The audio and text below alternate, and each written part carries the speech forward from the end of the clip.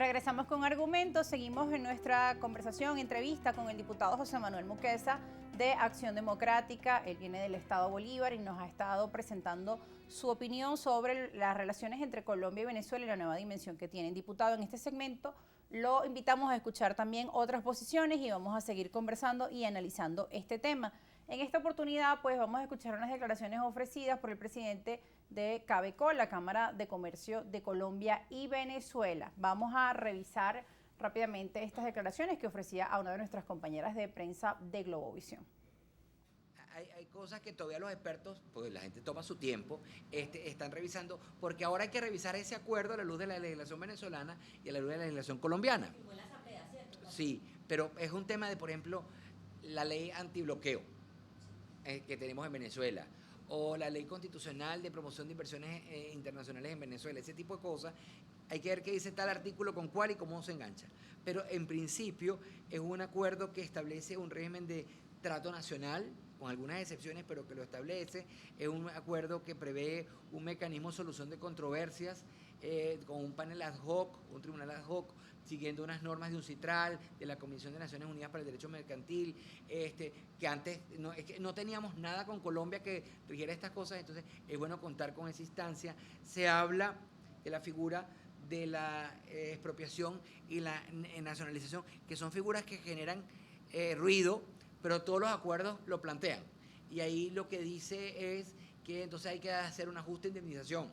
Entonces, bueno, de no tener nada a tener este acuerdo es positivo.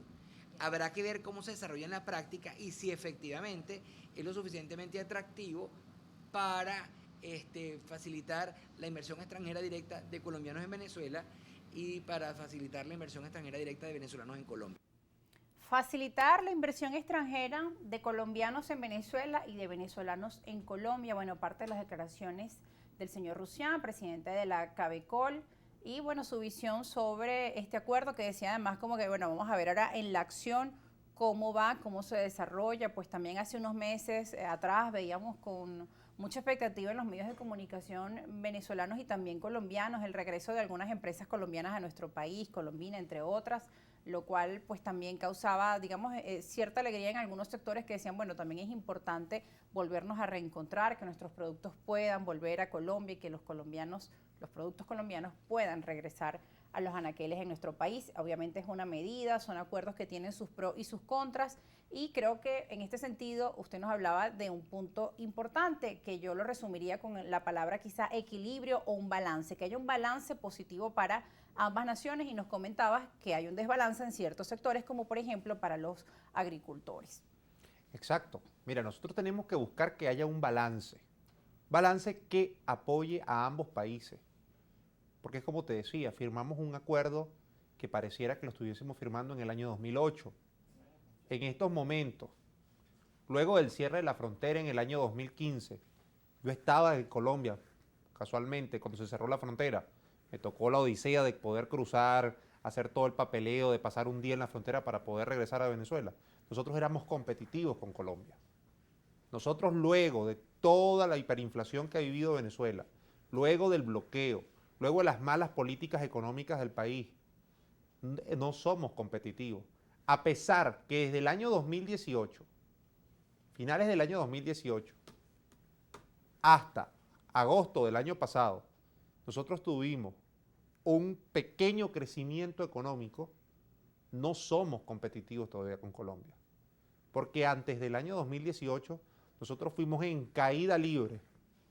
El país se lanzó de un avión y no llevaba paracaídas. Y llegó al subsuelo. Y aunque levantamos, todavía estamos en el subsuelo. Y eso es lo que tiene que ver el gobierno con lo que está firmando. Eso es lo que se tiene que ver. No somos competitivos con Colombia en estos momentos.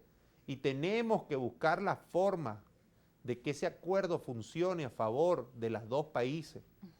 No puede ser un acuerdo donde solo gane Colombia.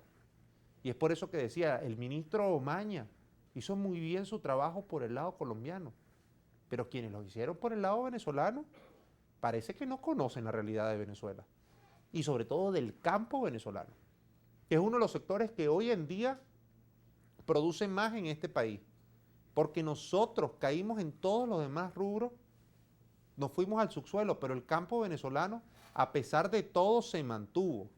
A pesar de todo, principalmente de tener la frontera cerrada por una orden unilateral de Venezuela, el campo venezolano tuvo que salir a producir para poder mantener a Venezuela. Y entonces nosotros no podemos pagarle a nuestros campesinos, a nuestros productores, dándole la espalda. Cuando Venezuela necesitó de los productores venezolanos en los momentos más difíciles, ahí estuvieron. Cuando en el año 2017 había hiperinflación, seguíamos recibiendo productos venezolanos que venían de los Andes, que llegaban hasta Guayana. Seguíamos recibiendo ese plátano, seguíamos recibiendo carne, el queso de Apure, llegaba a Caracas y ese era producto venezolano, no era producto colombiano.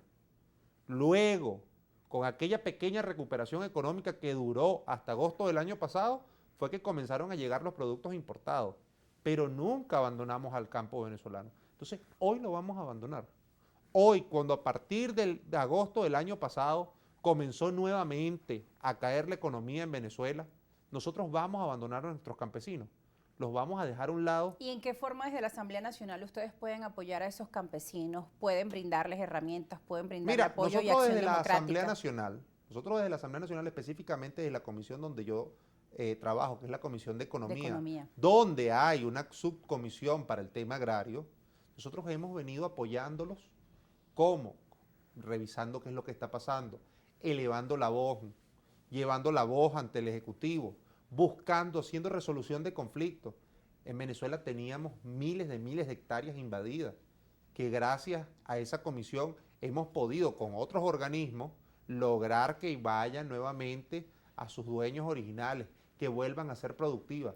Entonces no podemos volver a llegar a abandonarlo. Hemos visto mesas de trabajo con resultados positivos, según pues han argumentado a algunos productores del campo que incluso han estado presentes en este programa. Se han logrado evitar pues algunos conflictos, algunos enfrentamientos, el tema del secuestro, robo de ganado también. Lo hemos podido llevar a través de una mesa de diálogo. Y es donde le hago un llamado al gobierno nacional. Llamemos a los productores venezolanos, llamemos a los gremios venezolanos a que revisen ese acuerdo.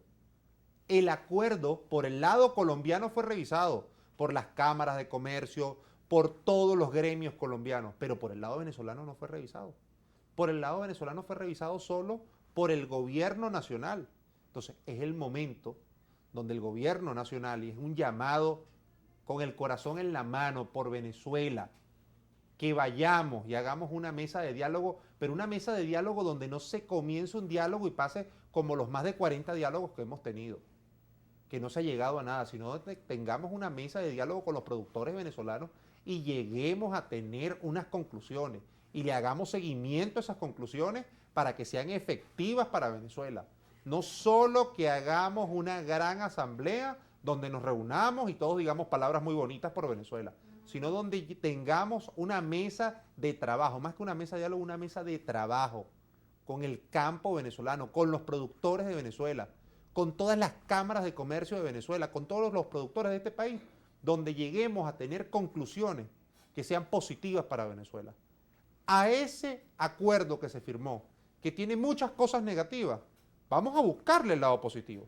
Vamos a buscarle ese lado positivo para que Venezuela pueda ser productiva nuevamente, pueda ser competitiva y en los próximos meses, en los próximos años, estemos firmando tratados parecidos, pero donde Venezuela también salga ganando con otros países, tanto de Latinoamérica como cualquier parte del mundo. Un acuerdo que sea equitativo para ambas naciones. Ya antes de irnos a la pausa, pues vamos a revisar también las declaraciones que ofrecía la ABEX a través del portal digital de economía y de finanzas, donde podemos revisar parte de esta información. Dice, ABEX ve un logro en la revisión del acuerdo comercial entre Venezuela y Colombia porque se hizo una revisión. Decía, acuerdo con Colombia estimula comercio formal en otro de los titulares. Son varias noticias que se han publicado en referencia a este grupo de exportadores venezolanos. La reforma del acuerdo de alcance parcial de naturaleza comercial entre Venezuela y Colombia, firmado el pasado jueves por los presidentes Maduro y Petro, estimulará el desarrollo del comercio formal y la inversión productiva, las condiciones para la determinación del origen de las mercancías, aspecto fundamental para beneficiarse de las preferencias arancelarias. Pues han asegurado que la actualización del acuerdo comercial, según ABEX, implica mejorar las condiciones de acceso al mercado colombiano de productos venezolanos a través de la eliminación o rebaja de los aranceles de aduana.